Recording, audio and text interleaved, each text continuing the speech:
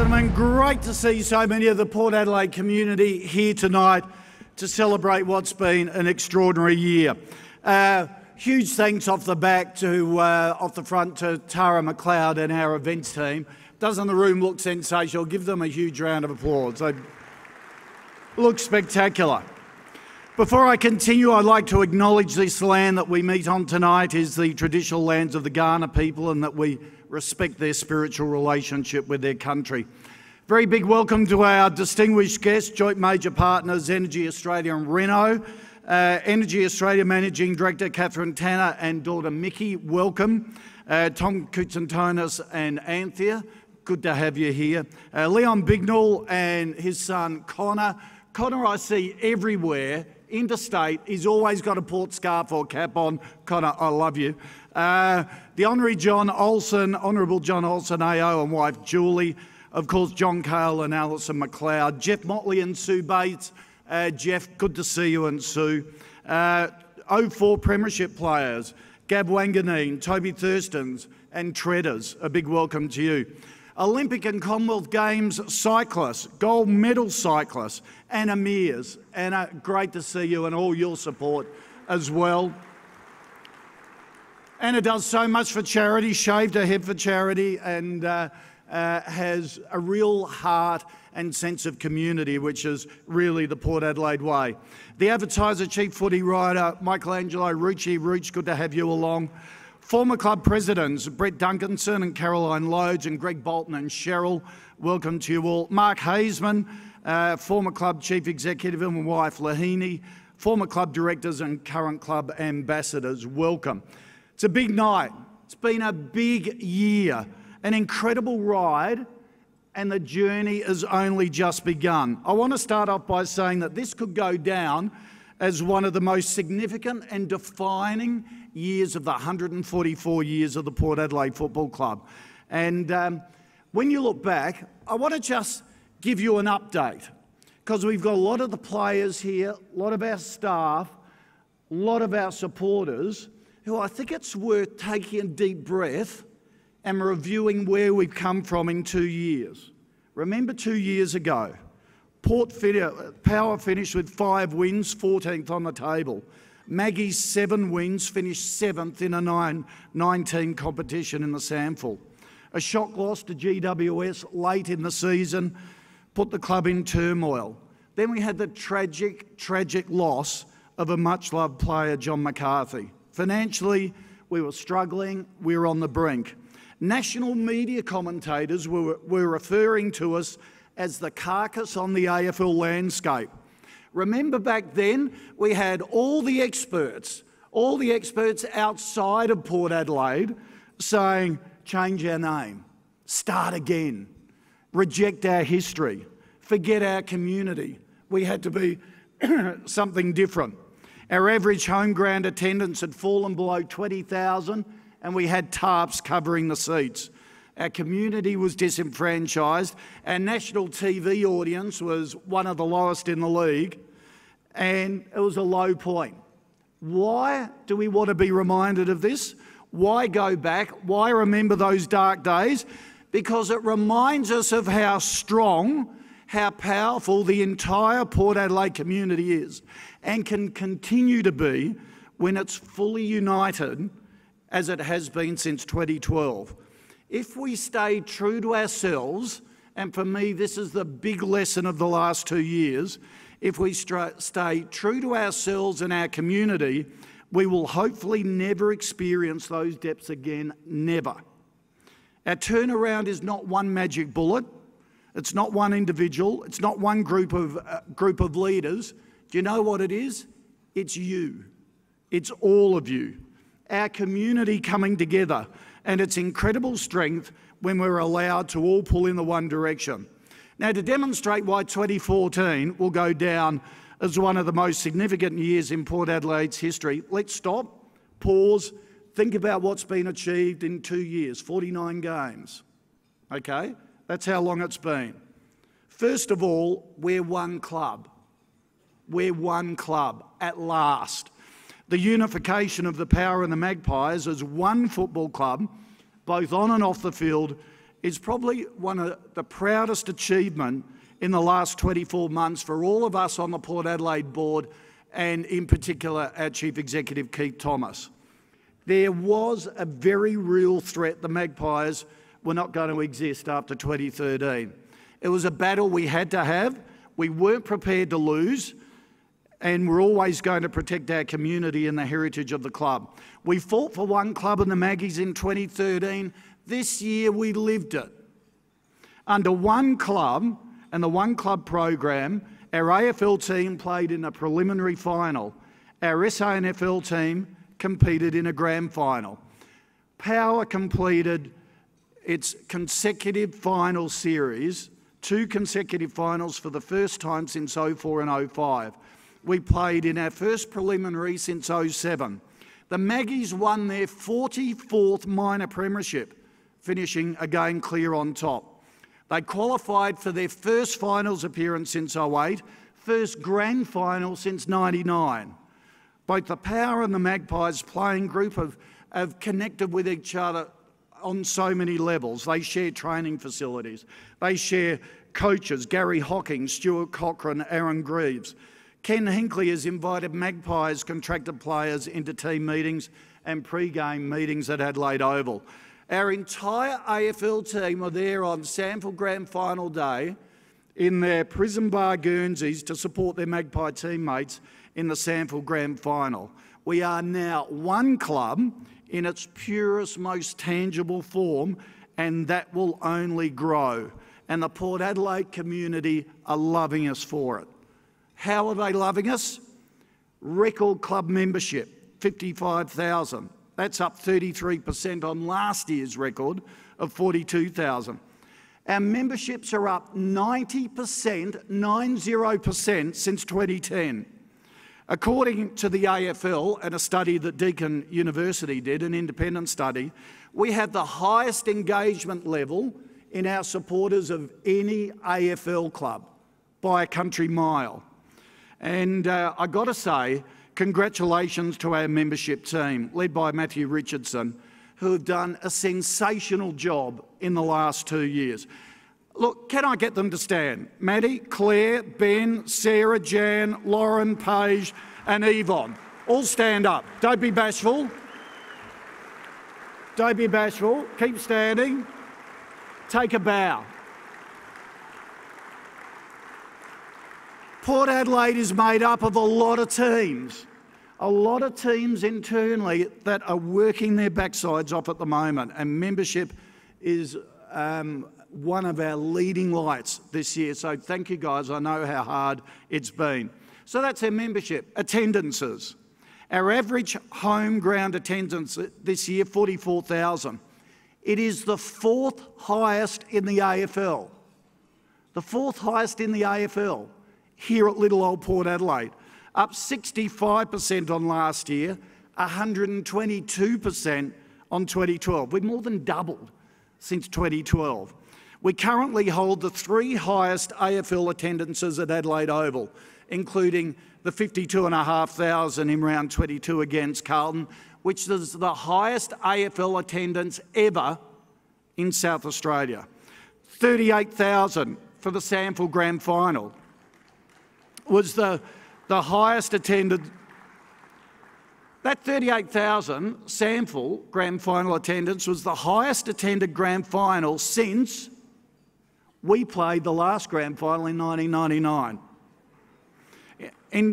In terms of television, our average TV audience every game is 477,000, up 27%. Outside of the Grand Final, that preliminary against Hawthorn delivered the highest AFL rating game of the year on Channel 7. 1.9 million viewers watched that game. The Freo game, the semi-final, Channel 7 here in Adelaide had a market share of 57%, which is their highest ever rating night ever for Channel 7 on that night.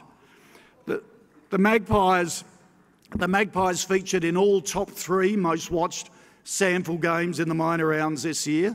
The Sample Grand Final averaged a massive 158,000 because the Maggies were in it. We pull crowds, we pull TV audiences. There are more people attending our games or watching us on television than ever before, and that's because we play exciting, attractive, breakneck style of thrilling football. Channel 7 described us as the most watchable team in the AFL. Chad's Mark of the Year and Maddie's Goal of the Year are just reinforced our promise of putting the fun back into footy, and our team has delivered on that. And the national football media started to respect it in so many different ways. But do you know the one way that it was summed up for me? I think it was Robbo's Brownlow night chat on AFL 360 with Trav. I think it summed it up. Let's have a look. Yep. I wanted to write a Dear Port Adelaide letter today in the Herald Sun. I really did, but you've got to push forward. I wanted to say thank you. Thank you, Port Adelaide. I'll tell you what, we'll get Travis Boak up here, and you say thank you to his face. Because we owe Port Adelaide a bit, I reckon. Oh, everyone shared does. It with them. Yeah, we have. Not me, all of us have. Yeah, all of us, that's what I mean. The football owes Port Adelaide a debt of gratitude. Yeah. And we'll get Travis Boak up here and you can say it directly to him. I will, thank you. I want to be really serious here, and this is from me and Jared and everyone else watching this telecast tonight. Thank you for bringing such an exciting brand of football to the AFL competition. You don't know what it's like as your captain and you're proud of your team. You turn on the Port Adelaide and they're playing a game of football against a poor performing team or a really good performing team. You play a brand of football that makes you watch the game. And I'm not being lied, I'm not just saying it here, it is fantastic to watch. You play football in its purest, exciting best, and you're ferocious at the man and you're ferocious in attack, and Kenny's brilliant and the Adelaide Stadium is fantastic. You've brought such pleasure, is the word. You've brought a great pleasure to AFL footy. How good is that? I don't know what Trav was feeling. I was feeling a bit embarrassed as he kept going on, and Trav came back beautifully in the way he always does and says, thank you for those kind words. Very humble response, but that's what we do at this club. A Melbourne journalist recently commented, excuse me, that within South Australia, there is supposedly a club for all South Australians. But for everyone living outside of the state, there is only one club which represents South Australia, and that's Port Adelaide.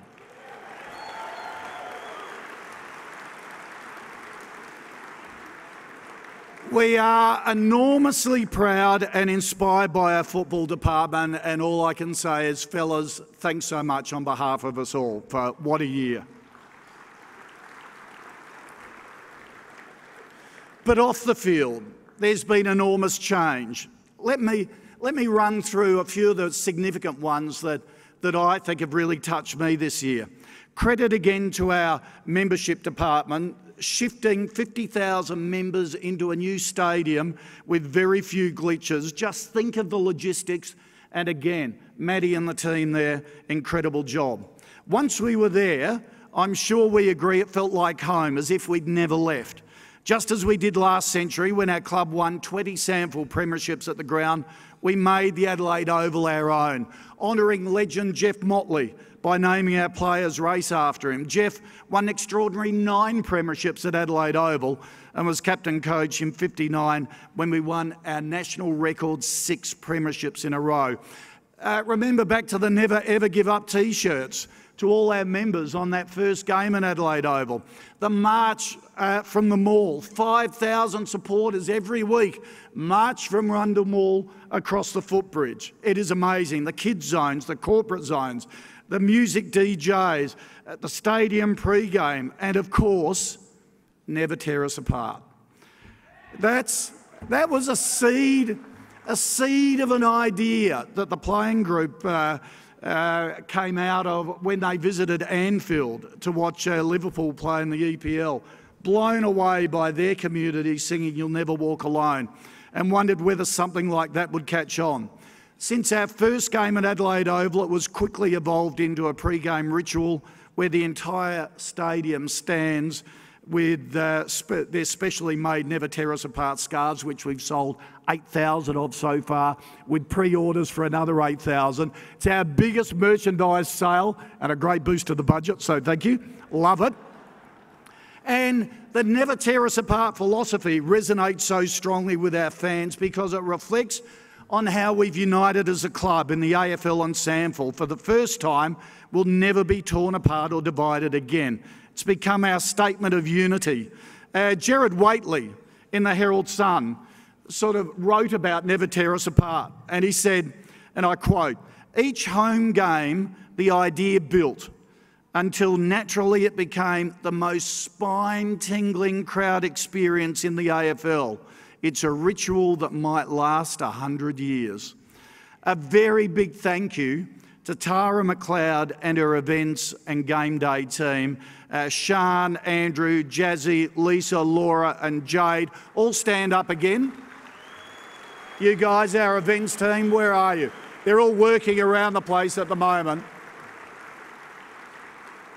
A sensational job. Gil McLaughlin, the boss of the AFL, says we have the best game day presentation in the league. Keith Thomas presented to the other 17 clubs a couple of weeks ago at AFL House. And Gil McLaughlin, on how we do it, Gil McLaughlin said, "Fellas, this is the standard. This is what you have to shoot for next year." Let's remind ourselves what it's about.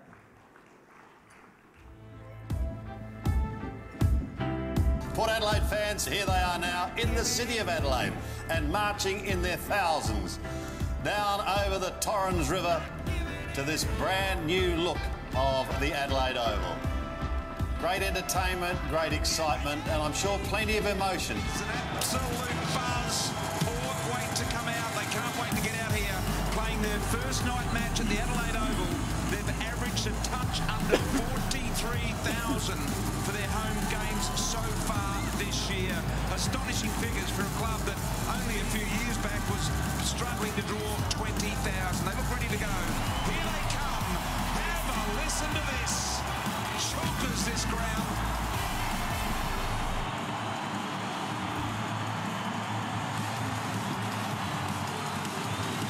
It is very much like a rock concert here at the Adelaide Oval.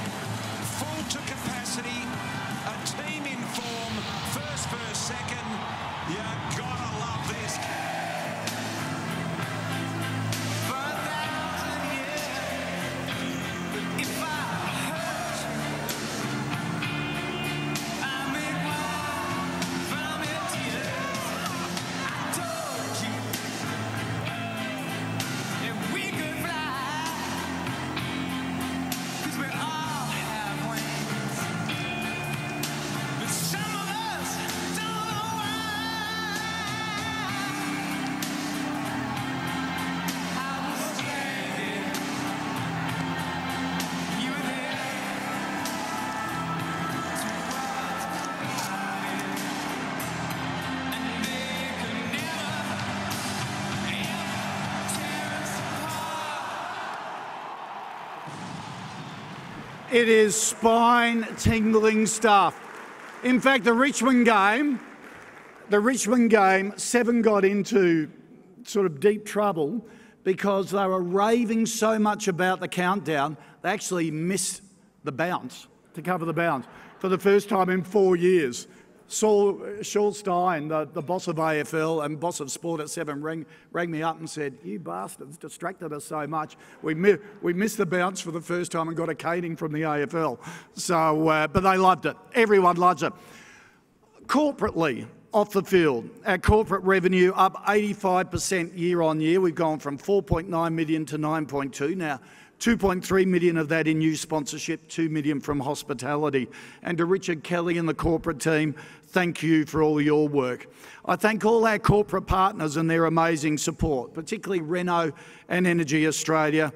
Renault, the leap of faith, beginning of last year, we had nothing. We had nothing to sell. We were coming off a poor year. They backed us. Without any doubt whatsoever, you've played a massive role in our revival and growth as a footy club. We share our vision for an engaging, positive, family-friendly entertainment experience at the footy, and we both have very strong community connections. To Energy Australia and Catherine Tanner, thank you for joining us for this season as well. Your commitment to Port Adelaide was another significant step in the growth of our club and provided us with great commercial credibility, and we really appreciate it. We guarantee we will never let you down. Also during the year we established business advisory groups in Sydney and Melbourne. We got last year we got 200 to our Sydney lunch, this year 310. The Swans board came along and said, for God's sake, we can't get 300 to a Swans function in Sydney. You're getting one here. We got 600 to the MCG with a Collingwood joint function, which we're doing with them when they play us here in Adelaide next year. We also set up a business advisory group in Hong Kong, a lunch of corporates up there, because China is very much part of our strategy going forward. We signed a groundbreaking joint reciprocal membership agreement with the Hong Kong Footy Club during the year, and we're also sponsored the China national team for the International Cup. If we hadn't supported them, they wouldn't have been able to come. We see China as a great way for us to connect to the Chinese community here in South Australia, but also build corporate links into China as well. And we see that as a really exciting momentum project going forward. The other thing I'm incredibly proud of is the establishment of our High Performance Academy. We recently signed a joint agreement with the University of South Australia.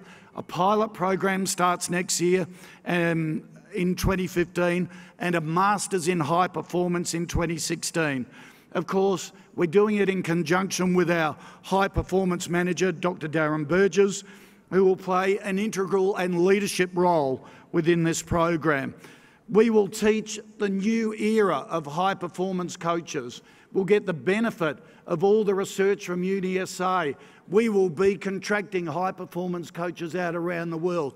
We will be an exporter of high performance coaches at the top end of the scale, something we're really proud of, and I think will be enormously useful for the club going forward.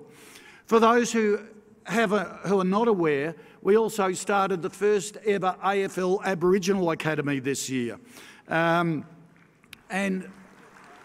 it's a huge step forward.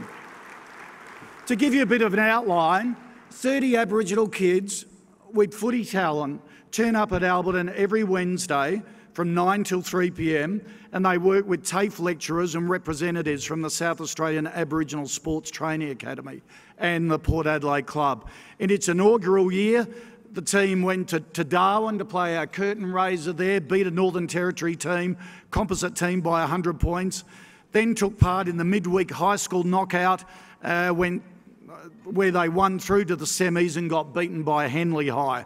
This academy is a perfect fit for us and really leverages our rich tradition of developing Aboriginal AFL and Premiership players. The Richie Brays, Gab Wanganines, the Burgoyne brothers, Byron Pickett and many others. A big thank you to our Aboriginal Programs Manager. This guy is a gem in this club. He's quiet, he's unassuming, he gets the job done. Paul Vandenberg, where are you, mate? Stand up. You are one of the gems of the club. And along with Eugene Warrior, also Tony Harrison, David Rathman, and the staff from the SA Aboriginal Sports Training Academy, you're making a huge difference. Another highlight for us this year was getting our licence back. Significant. No longer do we have to answer to two bosses.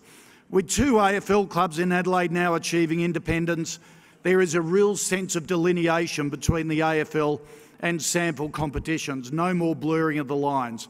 We're appreciative of SANFL's support since we came into the AFL in '97, but change needed to be made, and the mood is a real sense of positive change for South Australian football, and that's a huge addition for us. Just finally, a few thank yous.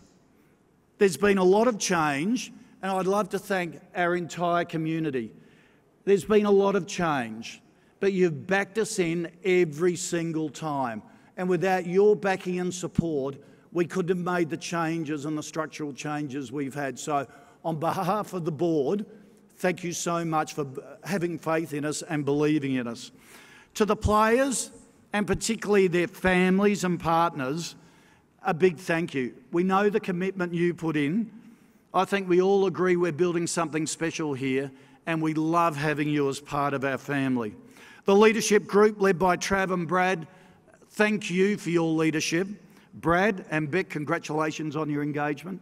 Well done. Brad, about time you manned up, but good to see. All our staff and volunteers and their families, a huge thank you. To our power coaching staff and their families, led by Ken Hinkley and Gary Hocking with the Magpies. Thank you. Our General Manager of Football, Peter Rode, who will leave us at the end of the year after 10 years with the club. We'll have more on Pete very shortly. To Keith Thomas, wow, what a chief executive, and more importantly to Pat for keeping him together during a strenuous year. I always tell the story. Last year, my family here in South Australia would always refer to Keith as that bloke from Norwood. How's that bloke from Norwood doing? This year they say, how's KT? He's sort of like a brother. You're looking after him. He looked a bit tired. Oh, for God's sake, give me a break.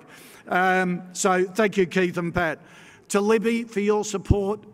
I can't believe my wife loves sitting through a Brownlow count. That's how much she has really embraced this club and loving it. And once again, to all our valued partners. So it's fair to say 2014 was a big year.